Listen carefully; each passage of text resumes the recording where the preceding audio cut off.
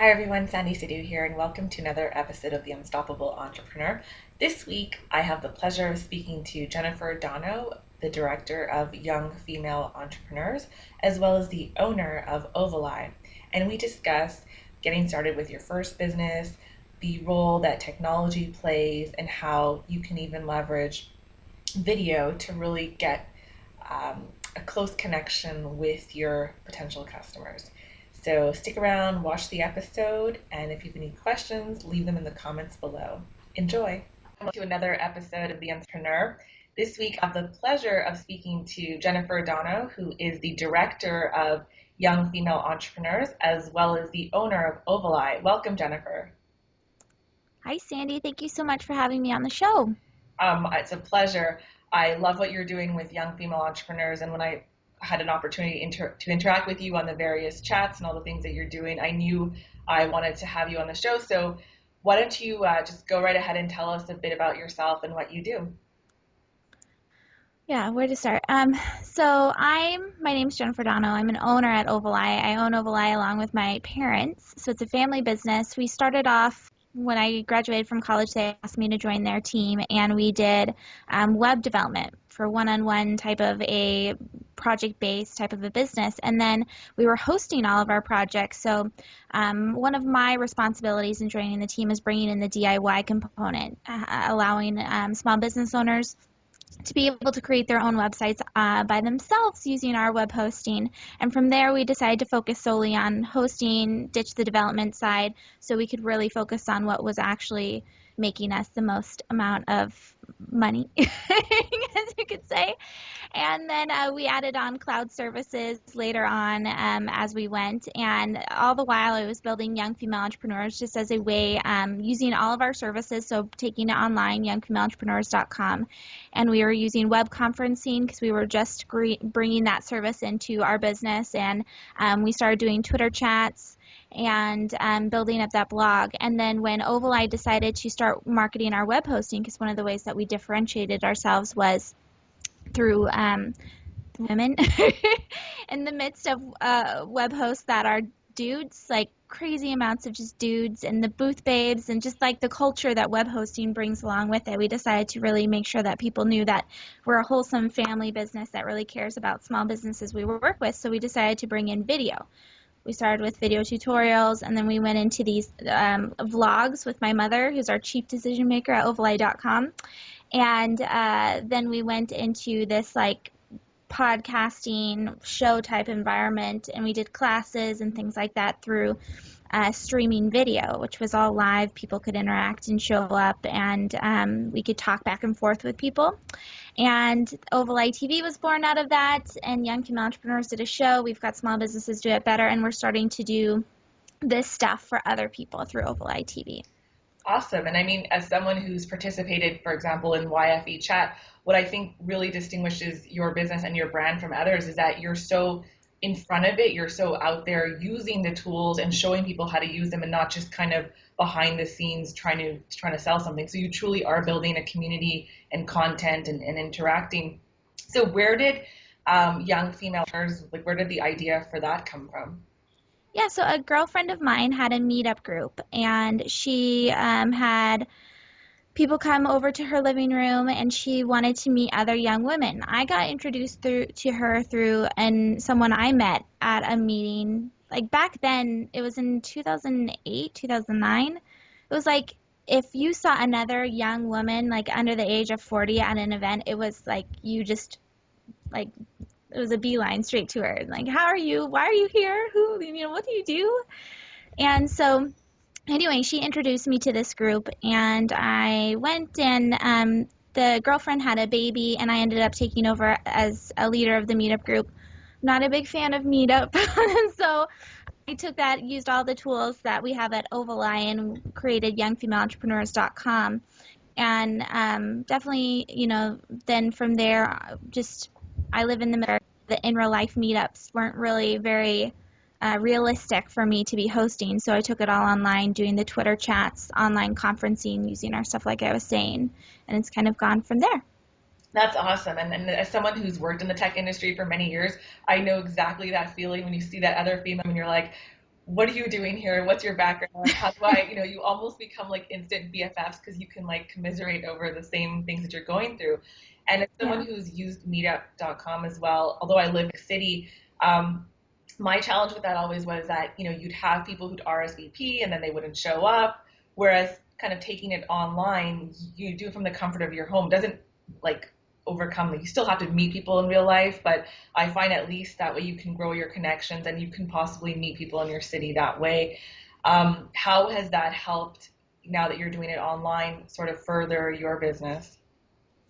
Well, so having youngfemaleentrepreneurs, like having the everything online, first of all, just to build on your meetup point, I think meetup's fine if you want to go and like grow your network, that type of a thing. Just as an organizer, I like having full control over it. I think just that's the web host in me. I want to be able to access in the control panel, make changes here and there.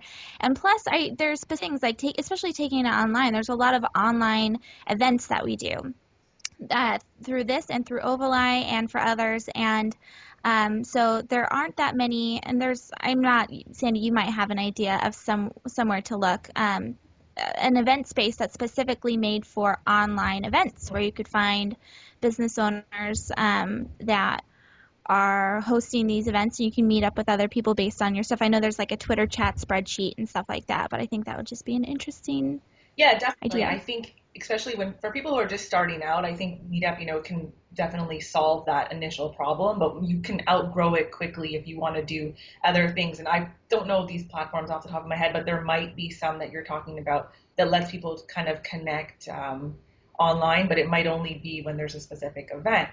Um, Mhm. so obviously you have, technology plays a big role in what you do. I mean, you guys stream events daily, you're on Twitter.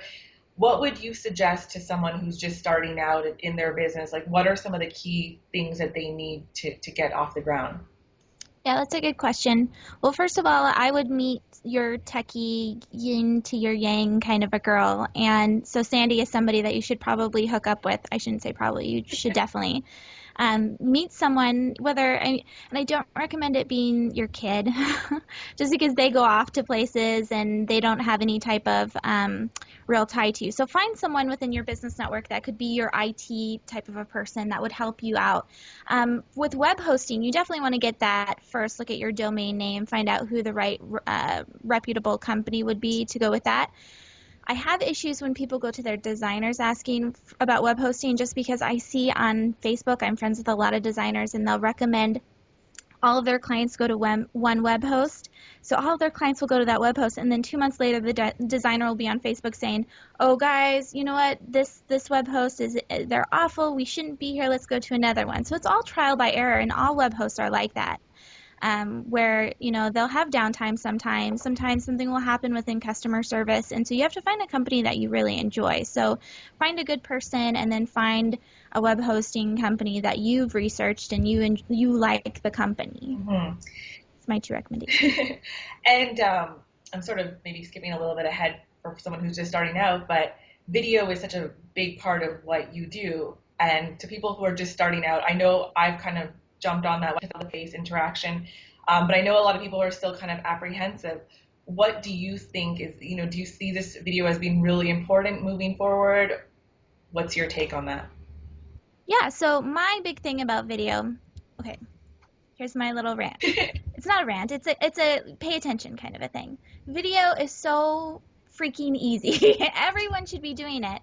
And I know I say that I can't really say that because I am used to being in front of the camera, and I built up time doing this. I started doing video back in 2008, 2009, and so I've had years to practice and like to make a fool of myself, put videos up, and I say just trial and error.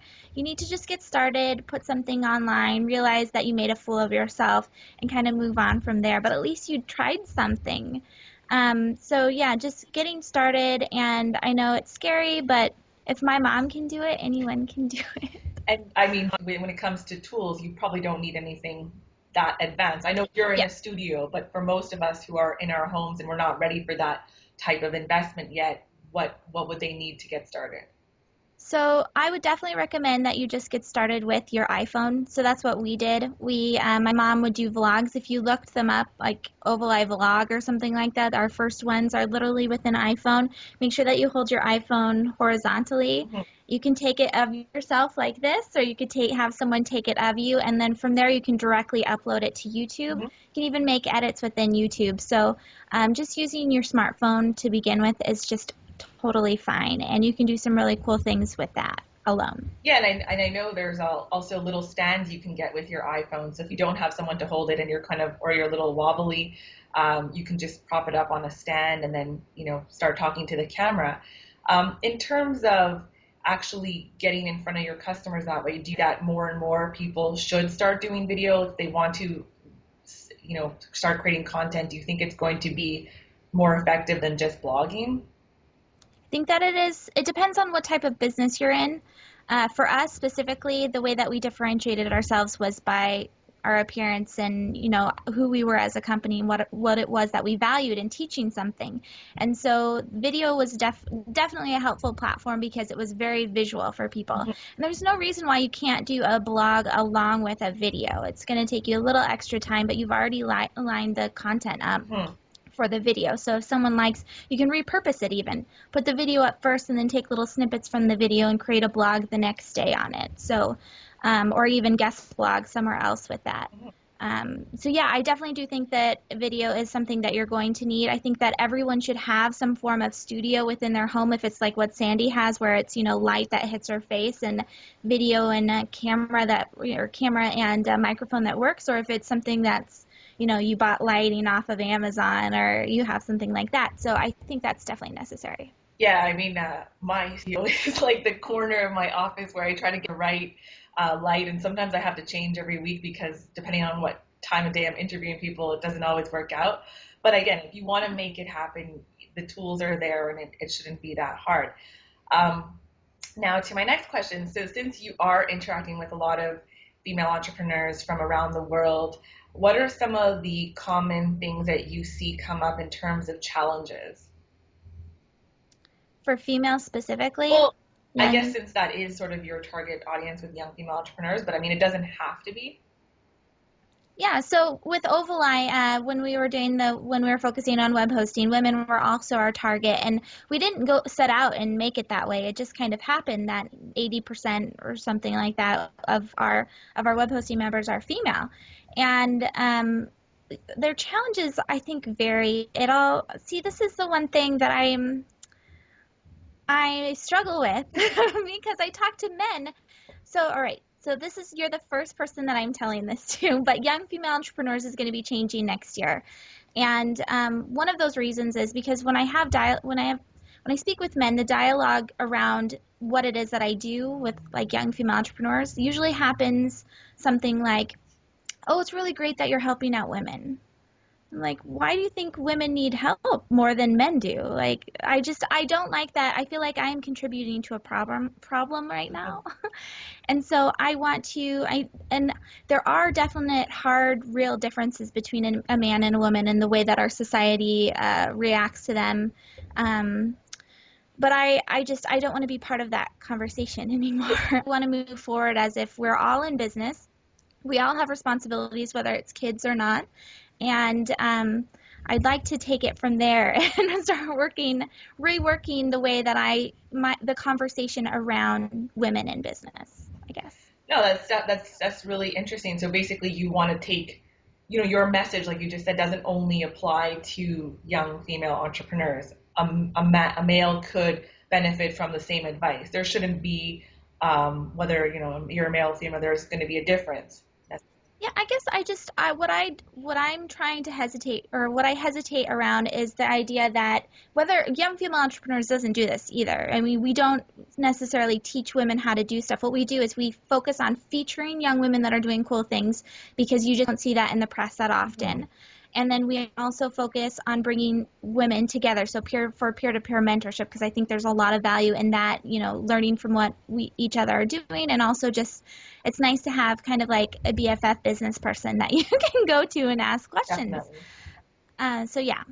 Cool. And I mean, I think there is a lot of benefit in a community like that. I think women tend to like to have those networks because I'm part of a bunch of Facebook groups and I know you're part of them. And I'm sure those maybe men have the same groups. I don't know. But again, I think you captured it well where you said that it shouldn't be a female in business or a male in business. It's just people in business and the tools and things that they all need to learn from. So, any last advice you'd like to share to people who are just starting out in their business and kind of need that extra little encouragement or advice? Yeah.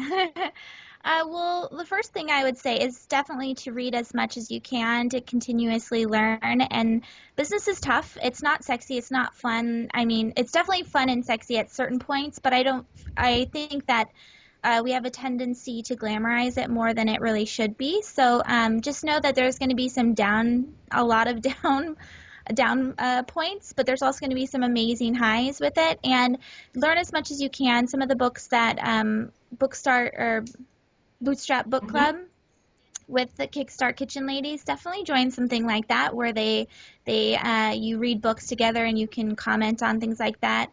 I think that's fantastic. You don't necessarily have to spend $800 to get some insights when you could just pick up a book and join a book club. Mm-hmm. And usually in your background, I mean, I commented on this before we hit record. You have a whole bunch of books featured there, but I guess the set has changed today.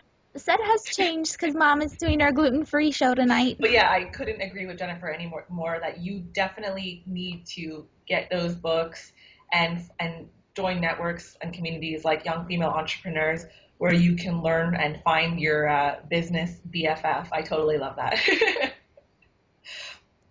Well, thanks. Well, thank you so much for taking time out of your busy day, Jennifer. I really appreciate your insights and some advice and learning more about the future plans for young female entrepreneurs. Thank you, Sandy. Thanks for having My me. pleasure.